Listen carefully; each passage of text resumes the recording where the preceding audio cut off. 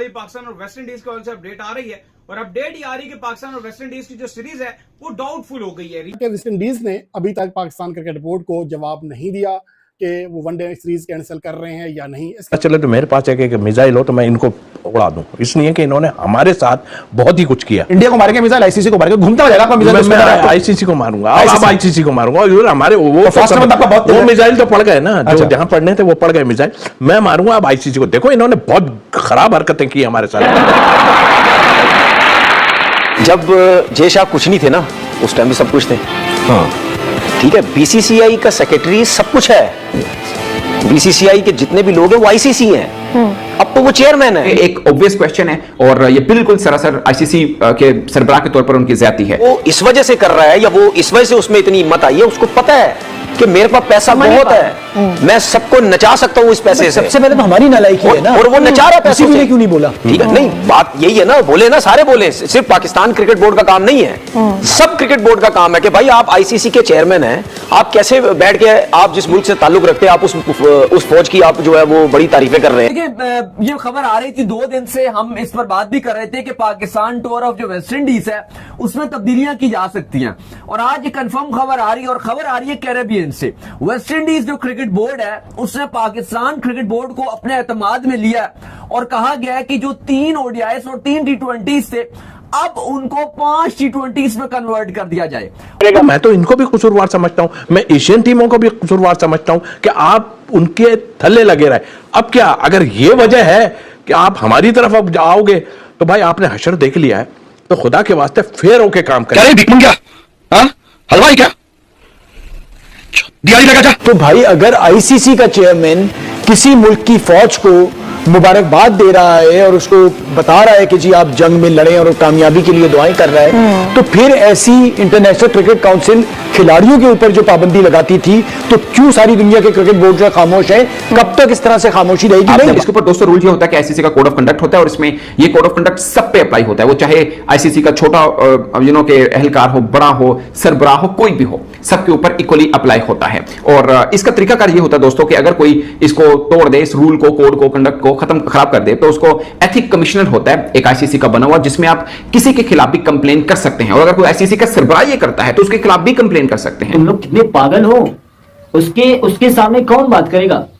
तुमको लगता है कि बात करेगा, बोर्ड कंप्लेंट करेंगे, वहां से उस पर जो है वो नोटिस लिया जाएगा? कुछ भी नहीं होगा। भारत ने एरोगेंस दिखाई, पाकिस्तान इस पर चिल्लाता रहा, पूरी दुनिया कुछ नहीं बोली, लेकिन जब and believe you me Australia, England जैसी बड़ी टीमें हर्ट होना शुरू होंगी ना, तब इनकी चीखें भी निकलेंगी, क्योंकि अब तो आखिरी कील ठोंक दिया है, सीधी सी बात है, आखिरी कील।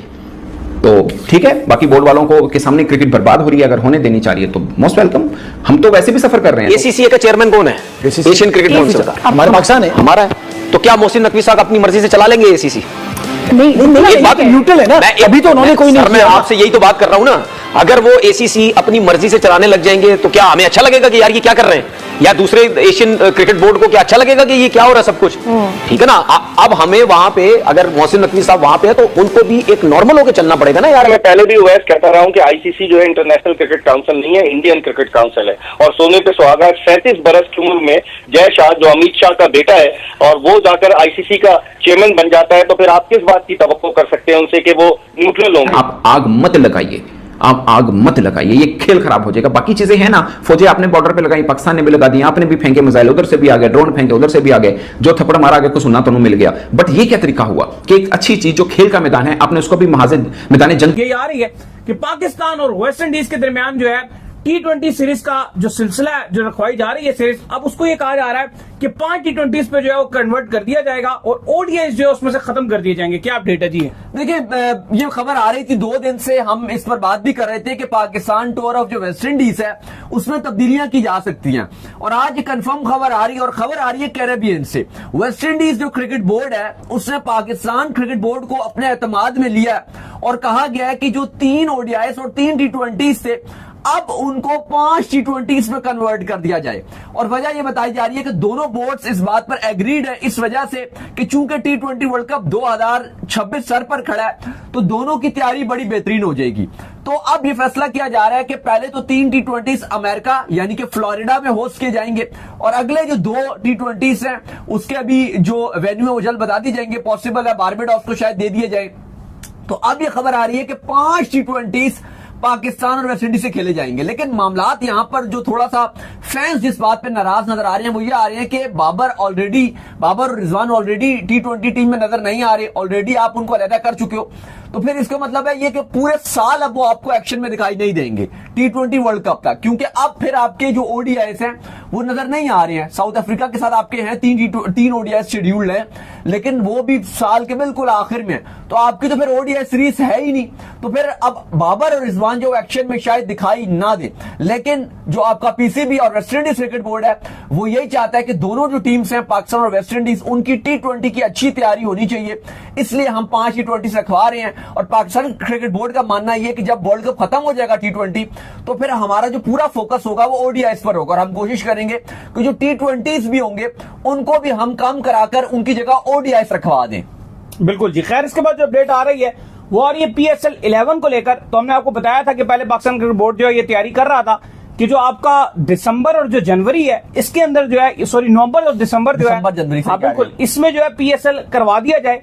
लेकिन मसला अब यहां पर ये आ गया कि क्योंकि अभी PSL खत्म हुआ है और बहुत अर्ली जो है वो हो जाएगा, तो डिसीजन मेकिंग में बड़ा मसला आ रहा है। और कहा जा रहा है कि चूंकि पाकिस्तान क्रिकेट बोर्ड का जो 10 साल का कॉन्ट्रैक्ट था वो इन फ्रेंचाइजीज से खत्म हो चुका है और अब मजीद जो है इसकी प्राइसेस बढ़नी है, फ्रेंचाइजीज की प्राइसेस बढ़नी है, ये सब चीजें इंक्रीज होनी है। तो इन तमाम चीजों के चलते जो है इतनी जल्दी जो है इस PSL को दोबारा नहीं करवाया जा सकता। तो पॉसिबल तौर पर अब ये दिख रहा है कि नेक्स्ट ईयर दोबारा से PSL को जिस वक्त पर IPL शेड्यूल होता है उसी टाइम पर T20 वर्ल्ड कप के बाद वही अप्रैल मई में जो होता है उसी में करवाने का जो है प्लान किया जा रहा है। पाकिस्तान के सिलेक्टर्स गो के इस हवाले से जहन बना चुके हैं कि कम से कम अगली 3 सीरीज तक दौरा बांग्लादेश, दौरा वेस्ट इंडीज और अफगानिस्तान के खिलाफ सीरीज तक बाबर आजम और मोहम्मद रिजवान पाकिस्तान टीम का हिस्सा नहीं रहेंगे। और ये बात मेरे ख्याल में किसी हद तक सही भी है, इसको सपोर्ट भी करना चाहिए कि देखें एक लंबा रन चले हैं, दोनों लगातार 3 साल तक मुस्तकिल पाकिस्तान की T20 टीम का हिस्सा बने हैं। अगर 3-4 सीरीज में पाकिस्तान उनके बगैर खेल कर देख लेता है, एक चीज़ जिसके बारे में बहुत सारे लोग कंफ्यूज हैं कि कुछ लोग ये कहते हैं कि बाबर आजम और मोहम्मद रिजवान ही टीम को संभाल रहे हैं। अगर आप रन्स देखें, स्टेट्स देखें तो ये बात सही साबित होती है। लेकिन एक तरह का तबका वो भी है जो ये समझता है कि इन दोनों की वजह से बाकी टैलेंट सामने नहीं आ पा रहा, और इसी वजह से एक तरह से ये कहा जा सकता है कि बहुत सारे लोग कंफ्यूज हैं कि दर हकीकत पाकिस्तान की T20 फॉर्मेट में शिकस्तों की वजह है क्या। तो इसलिए आगे चूंकि वैसे भी हमें एक मौका मिल गया है कि हमारी कोई बड़ी सीरीज नहीं है, बड़ी टीम के खिलाफ नहीं है, तो कम से कम इन सीरीज में आप चांस ले सकते हैं। और अब ये जो चांस लिया जा रहा है इसमें ये होगा कि सैम अयूब का मसला ये है, जो पाकिस्तान के मुतबादल प्लेयर्स हैं उनमें सैम अयूब उनकी जो परफॉर्मेंस है उसमें तसलसल नहीं है। फ़खर जमान के हवाले से कंफ्यूजन ये है कि वो लगातार 2.5 साल तक as a T20 opener fail हुए थे, नीचे आकर ख़ास तौर पर चौथे नंबर पर वो कामयाब हुए। क्या उन्हें दोबारा ओपनर खिलाया जाएगा तो क्या वो वैसी परफॉर्मेंस दे सकेंगे जो चौथे नंबर पर दे रहे थे। इसके अलावा शहजाद फरहान ने अभी खुद को प्रूव करना है। एक यादगार इनिंग ज़रूर खेली है बांग्लादेश के खिलाफ, लेकिन अभी उन्हें प्रूव करना है। मोहम्मद हारिस के लिए बांग्लादेश के खिलाफ सीरीज़ बड़ी शानदार थी, लेकिन इसके अलावा उनका जो ट्रैक रिकॉर्ड है उसके ऊपर बहुत बड़ा सवालिया निशान है। और हसन नवाज जिसने इस सीरीज़ में परफॉर्म किया, इससे पहले न्यूजीलैंड के खिलाफ सेंचुरी ज़रूर स्कोर की, लेकिन दीगर 4 इनिंग्स में बुरी तरह फेल हुए थे।